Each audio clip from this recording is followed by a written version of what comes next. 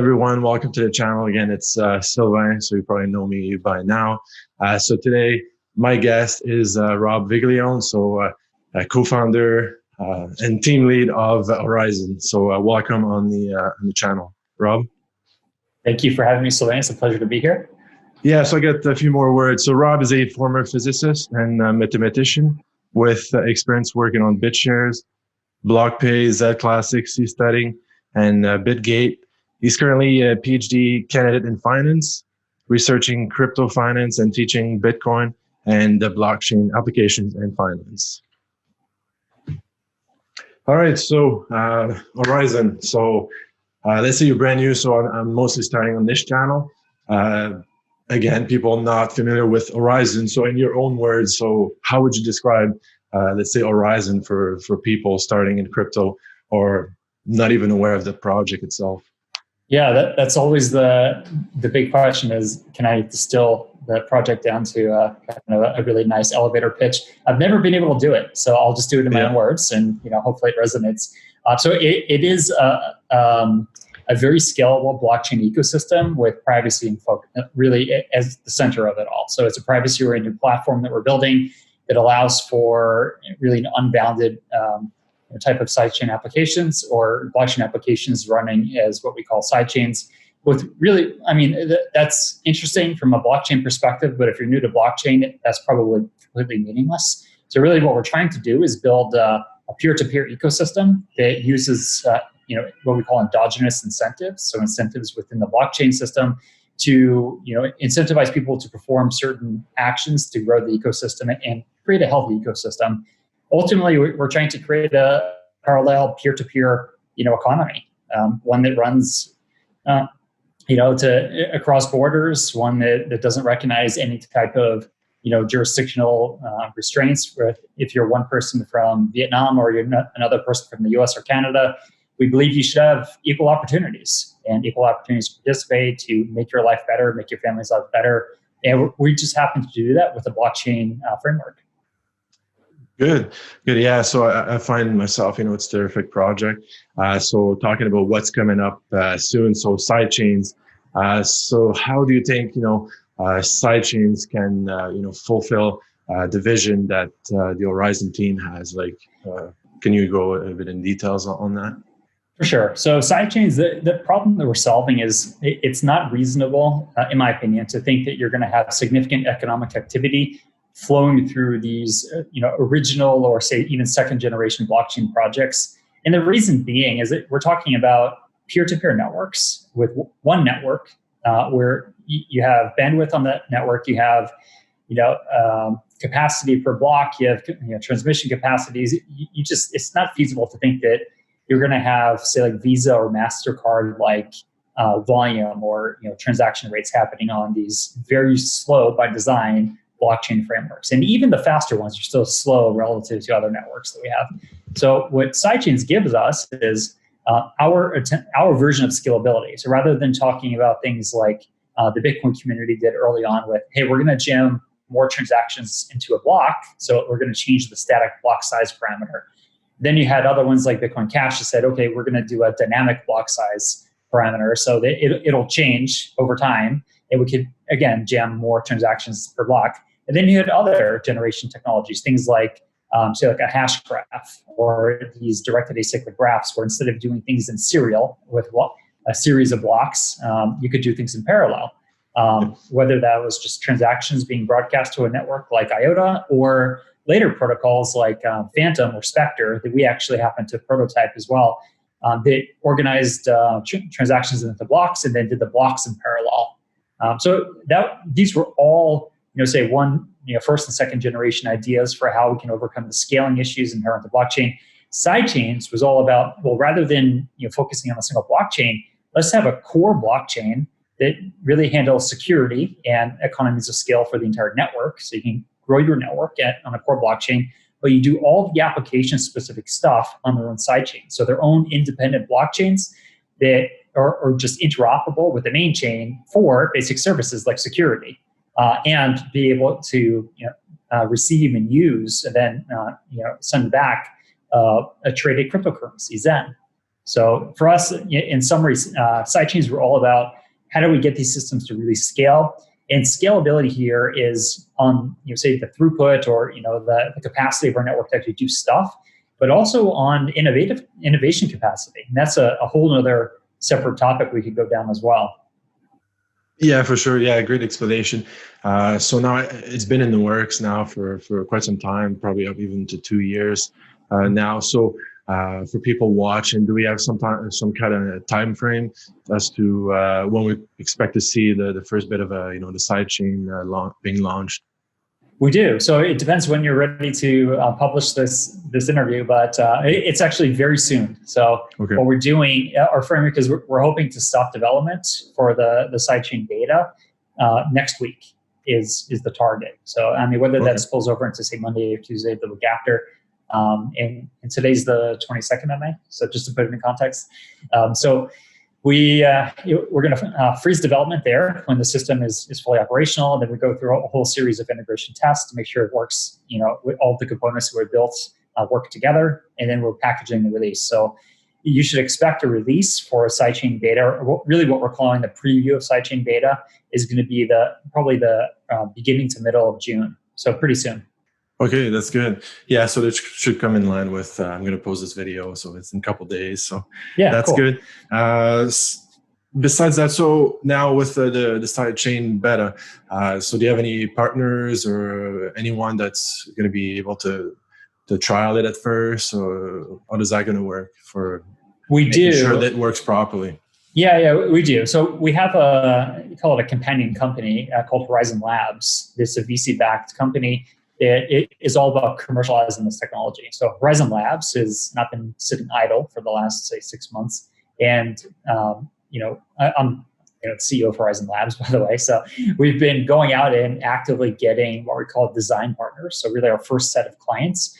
And they're chosen very meticulously to span certain industries. So industries that we think are important for blockchain, like gaming, for instance.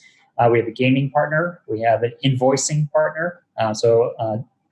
Decentralized finance is a very, I think, extremely useful vertical that we need to go down as a project. So we're working with a very large established invoicing company in Latin America. We're working with a company that does basically invoice trading on exchange, so factoring on exchange. So again, another finance application. Okay. And then we have other design partners as well. We have classical software development companies. One in particular works with the music industry. So you're going to see some Horizen sidechains hopefully popping up in the music industry. And then really the goal for Horizen Labs in particular is not to launch all of these sidechains ourselves, but to actually find software development partners that take them into verticals and really just use our tools to do that. Okay, good. Yeah, so it sounds like as soon as it's able to release, there should be lots of opportunities for people to trial it and see. And I'm sure that's going to work well, but obviously you got to fix the bugs at first and so on. Yeah, exactly. So if we talk about the tech side, technology side of the sidechain, so how is that supported within the Horizen ecosystem per se? Mm. So, I mean, sidechains, technically how they work. So there's a transfer protocol. So if you're going to launch a sidechain, really the only thing that we force you to do is to use the transfer protocol. So beyond that, everything you do on the sidechain, the consensus mechanism that you choose to run, whether that's our first implementation, we'll be using Ouroboros Praus, which is a protocol very similar to what Cardano runs right now, and designed by IOHK. It's a peer-reviewed proof-of-stake protocol. But it's not constrained to that. So we could, for instance, we could have chosen to launch an EOS-based sidechain. We could have chosen to launch an Ethereum-based sidechain. And I imagine that there will be blockchain developers that actually do these things.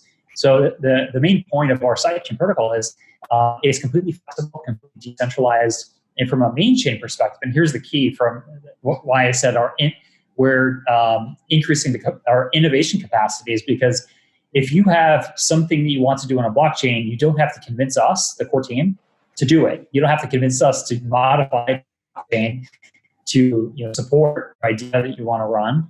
It's just you grab a sidechain as long as it conforms to the transfer protocol. We call it's Zendu, the sidechain protocol, then you could do whatever you want on your sidechain, and including any type of innovation. You could run a hash graph type of sidechain if you want to. You could run even something that doesn't even operate as a blockchain. This is the extensibility of the protocol, is you could actually run a black box computation mechanism where the output of that black box computation, you just want to know that the rules of the computation have been met or not met.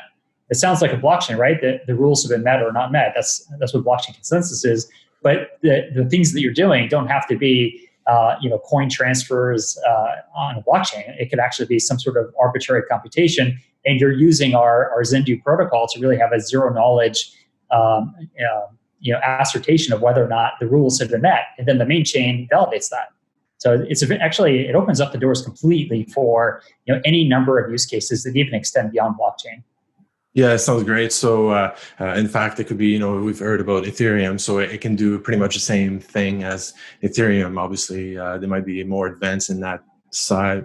They have more time in there, but we're looking at the same idea, let's say from a newbie perspective, in order to understand it, because I had some issue at first to understand sidechain. How does that work? You know what I mean? So that's the same idea type, right? Yeah, so there's one difference right now that over time we'll converge on. But right now, so Ethereum runs a virtual machine, the EVM, Ethereum virtual machine, and this is really at the core of smart contracting for them. We don't have a virtual machine designed yet. Now, say I was just talking to our chief architect earlier today. We have actually scheduled this kind of conversation and think about how we're going to do this. It's just all focusing on let's launch the sidechain beta, and after that, then we can architecture how we're going to get a VM or do smart contracting. Oh, nice. All right, so that's good for people to know that, and obviously, there's Horizen Academy available on the website. So if you want to know a little bit more how that works, that's a really good place. I commented on that this week, so I really love that academy. So it's great. Talking about as well, so the Horizen ecosystem is supported by nodes. So we've got secure nodes and super nodes. So if I understood the process correctly, super nodes will be the one supporting the sidechains, right? Yeah. So I mean, let's say technically right now, what can be done is basically anyone that runs a server that has the capacity to run the sidechain software could run the sidechain. Now, going a little bit into the future is we want to have something like a node marketplace where there are certain qualifying nodes that are qualified based on say the types of capacity requirements that we have for secure nodes and super nodes now. And as long as the machines could actually run software. And the reason why we focus on super nodes is because we know the super nodes can. That was the whole point of it, was we want to have this very healthy, diverse ecosystem of many sidechains. And we want to have a large infrastructure on the main chain side to actually be able to support all of these sidechains, and ultimately, like I said, through a node marketplace. Now, I want to be a little careful. We don't have any specifications right now that say you have to be running a super node to run sidechains, but we haven't materialized the node marketplace yet, so it's still TBD. Okay, good to know. So I was listening to the Weekly Insider yesterday.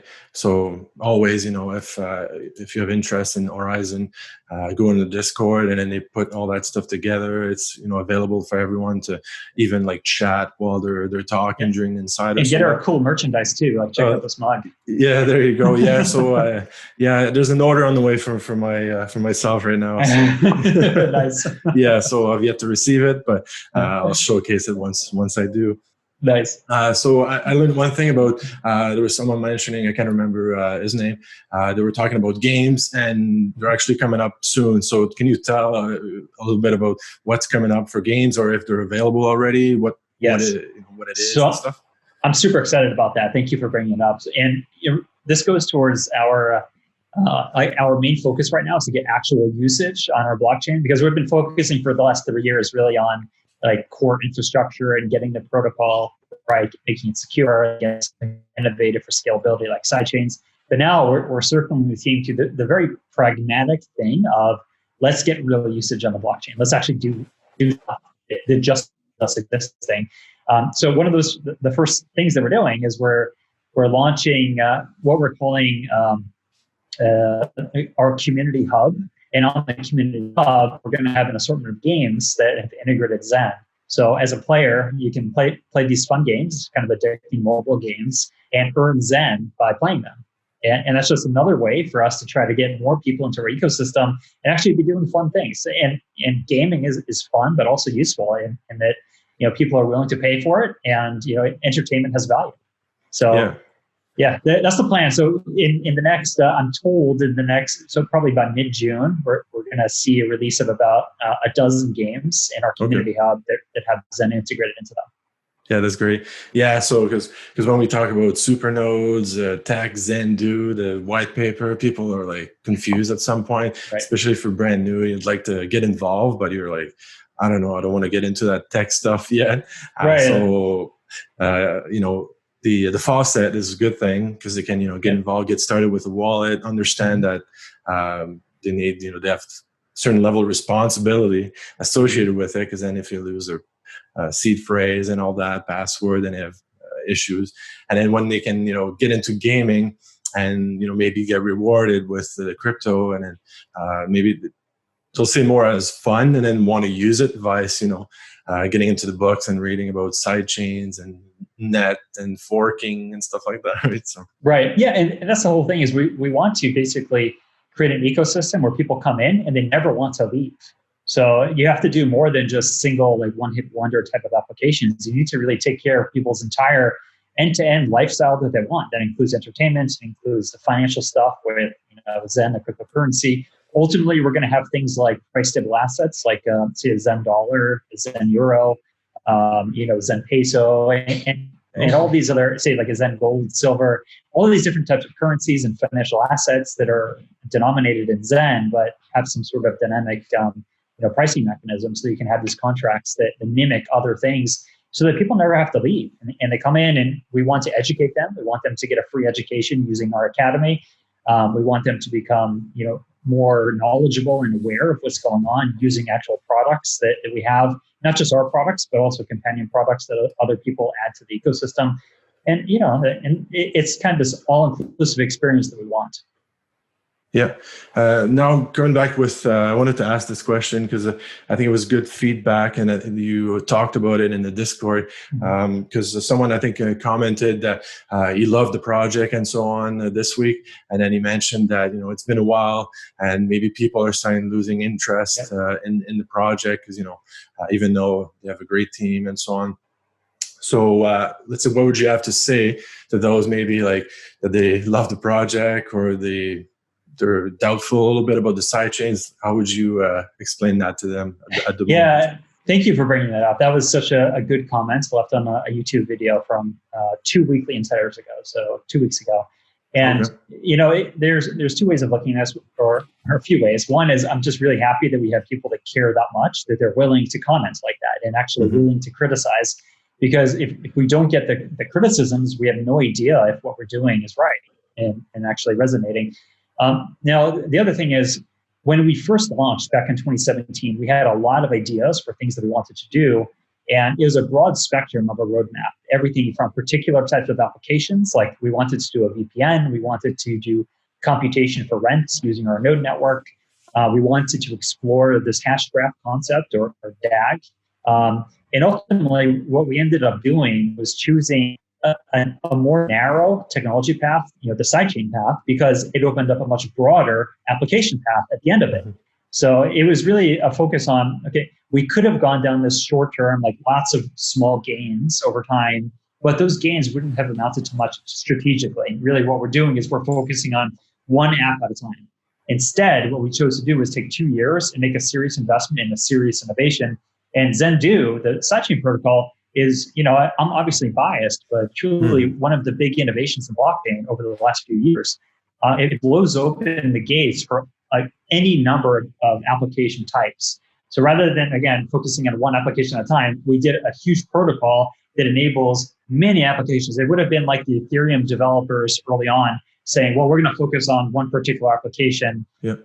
And instead, they released Ethereum that had, a Turing-complete scripting language and a VM so that you can actually, users can define their own applications. Now there's tens of thousands of Ethereum applications, right? So that was the path we chose. And, I understand the frustration with it taking time, and being in a bear market, it's no fun because, from our perspective, it's been really tough to try to still manage this massive project that started from brand new R&D to now having a product ready to go in the next couple of weeks, and getting crushed in the markets. And everyone's frustrated. Everyone's, it's hard to, or it's easy to lose sight of really what we're doing. And maybe we haven't done a very good job communicating the big deal about what we're doing. So now that as we're in the last mile of the marathon, it's time to really communicate, guys, this is a really big deal. We're delivering, over 100,000 lines of code here. Mm-hmm. And for, just as an example, other projects, major projects out there, this is probably 3 times their original code base. And this is just one aspect of Horizen. So it's, 2 years is a very narrow window. It's taken other projects many, many more years to, even still not deliver major promises.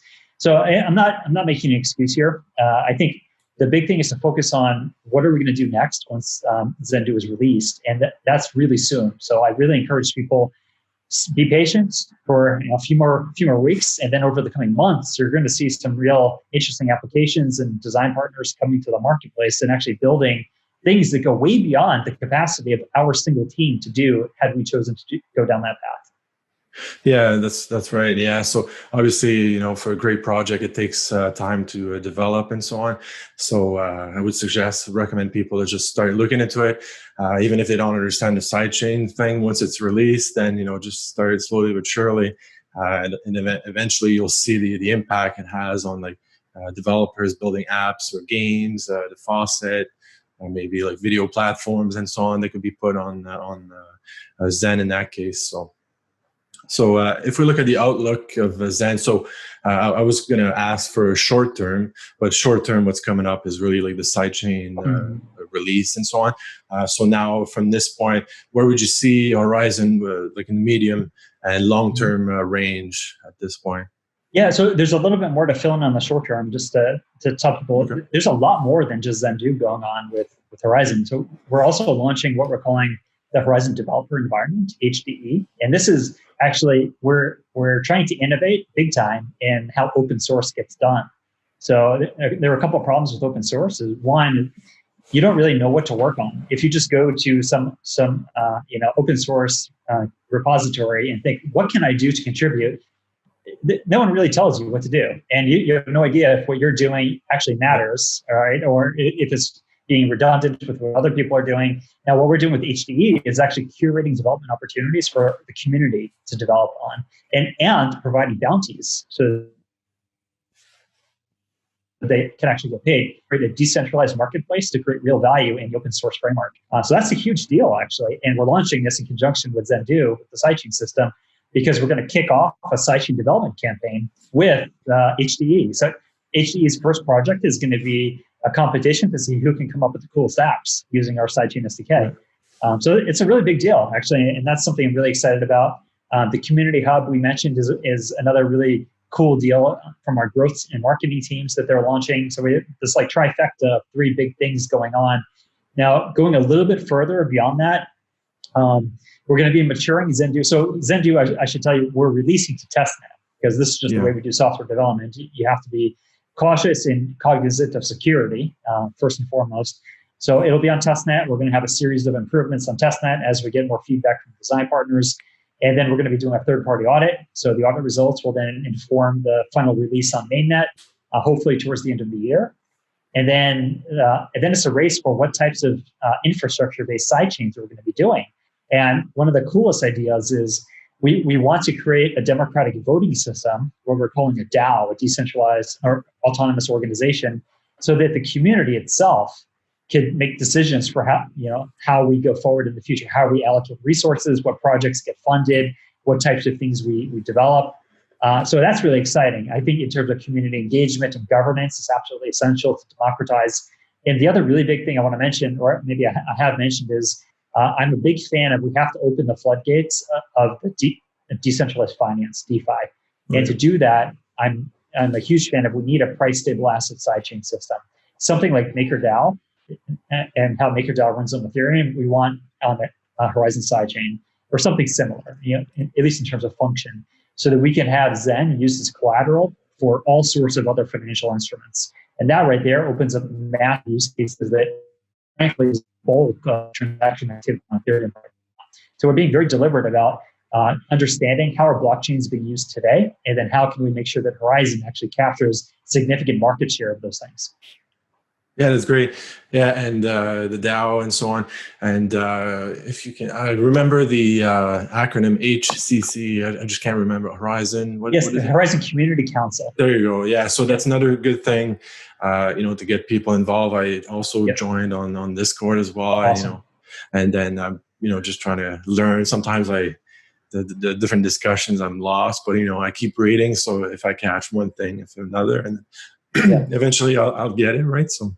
Yeah, so that's another good effort to get a community involved in the ecosystem, because obviously it seems, especially in blockchain, if you don't get people involved, with the faucet games and so on, it's really hard to keep them motivated. So that's really something that I think will benefit, and it's going to offer some kind of a bridge within the community and the actual team of developers and so on, and really kind of bring the word of the community up to the developers, right? And then see how they can change things and stuff like that, right? Well, that's the thing. And I love technology, and technology is at the center of these ecosystems, but we have to think, what's the thing we're doing at the end of the day? What's the purpose for us to exist? And it's not to build technology for the sake of technology.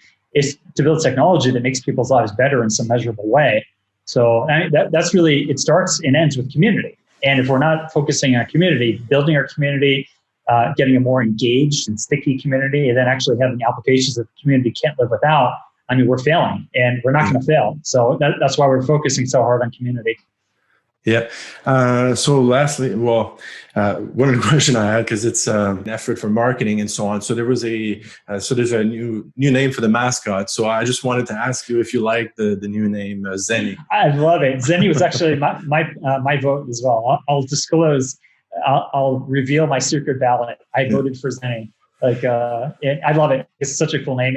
And FYI, it is the name of what we call the smallest denomination of Zen. Zen, if you know the 1/100th of a Zen, 1/100 millionth of a Zen is a Zenny. So it's a perfect mascot. So Satoshi Zenny in this case. Yes. Right? Yeah, exactly. It's a friendlier Satoshi. Yeah, I think it fits perfectly, and I think it's another great effort for marketing and getting people involved and knowing the brand and so on, right? So that's good that way.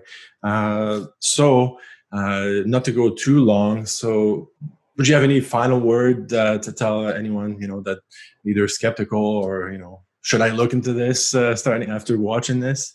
So any final word before we conclude? Yeah, I think when people think of cryptocurrency, they obviously think about Bitcoin. And Bitcoin is most people's first point of entry into the ecosystem. And Bitcoin is an absolutely amazing project. It's what I came into the ecosystem for. It was Bitcoin. I still support Bitcoin. I think what they're doing in the community is absolutely fantastic. But people have to look at, there's a lot of value going on in other parts of the industry. There's no reason to think that only one project is the only place the innovation could happen or would capture every single use case. That's just not true. The way that I see this industry is we're all innovating. There's this innovation here, and you have dozens of projects in the industry. There's thousands of projects, but there are really, truly dozens that are really innovating. We're one of them. Clearly, we're one of them, and it's going to be more obvious once we publish Zendu with the beta. But there's a lot of innovation that goes beyond the things that Bitcoin's focusing on. So what people should diversify at least their attention and think about some of these other projects. Look at what they're doing and see are these credible teams building credible use cases that will serve as a market. And if they are, you should potentially become involved. There are a lot of reasons to become involved in a project. Like you came into the Horizen community, you've become a very active member of the Horizen community, which by the way is very appreciated. But that's the ultimate thing, is to have people like you coming in, seeing what we're doing and contributing to it. And you can't say that these communities don't have value. They absolutely do, and they all have their own character. I think our community with our mascot Zenny speaks for itself. It's like this, very friendly, collegiate, cordial community that's just very self-supportive, and it doesn't have a lot of the, some of the other baggage that came from some other projects. Yeah. So yeah, thanks a lot. Yeah. So it's my pleasure to go on there, and I know I like to get involved, and that's the only way I find to learn more about projects and so on. So definitely something I like. I like doing, getting involved, and sometimes I say like people use social media, but they never comment or anything. Well, if you're always like scrolling forever, at least comment, post something, ask a question, or so on. So that's or just show your support. We get people reaching out all the time, just saying, "Guys, love the team. You're doing amazing work." And you don't realize when you're in the trenches working on this stuff every day, and you're super stressed every day. It's nice getting this feedback. Even if it's just a one line, just drop it. Just let us know that you appreciate what's going on and you're part of the community. Yeah, that's right. So now to conclude this, thanks a lot for coming, Robert, on this, answer the questions. So you're the perfect person to answer those questions regarding Horizen. So I would suggest people to, just join the Discord or Telegram, go on their website, horizen.global. I mean, look into it. Again, it's not financial advice or anything, right? So do your own research. But I think you'll like what you see when you start reading and discovering a bit more what it is and what is coming up, essentially, right? So thanks a lot for joining, Robert. Thank you for having me, Sylvain. Appreciate it. Thanks.